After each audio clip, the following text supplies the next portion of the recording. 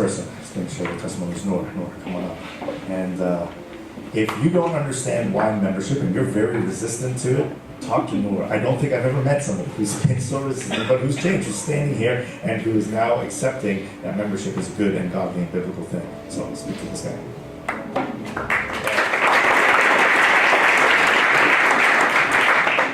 Good morning. I stand before you to testify to the faithfulness of God in my life.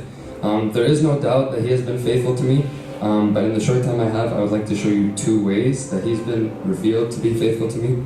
The first way is in His Word. God has never spoken to me audibly, but He has spoken to me in the Scriptures. The first semester at the University of Guelph, I struggled to trust God with His plan for my life.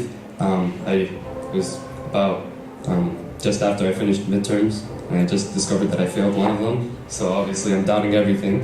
And one day, I decided to open up my new Bible, shout out to John MacArthur, and I opened it somewhat randomly to Job 38, and this is what he said.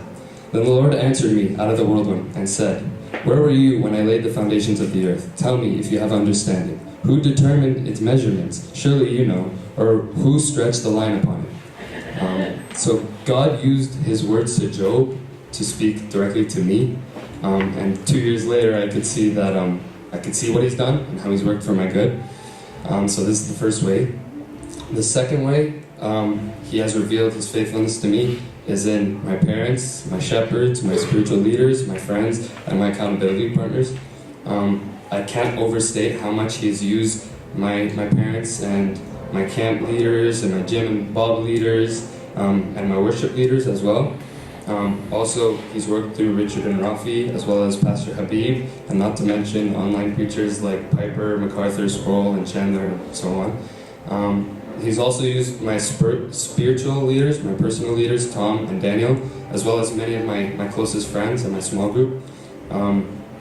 God has used all of them to personally mold me and shape me into, sanctify me into the image of Christ. That's the second way. So the race is not over. I've got a long way to go.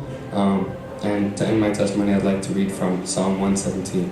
Praise the Lord, all nations. Extol Him, all peoples. For great is His steadfast love towards us, and the faithfulness of the Lord endures forever. Praise the Lord. Soli Deo Gloria.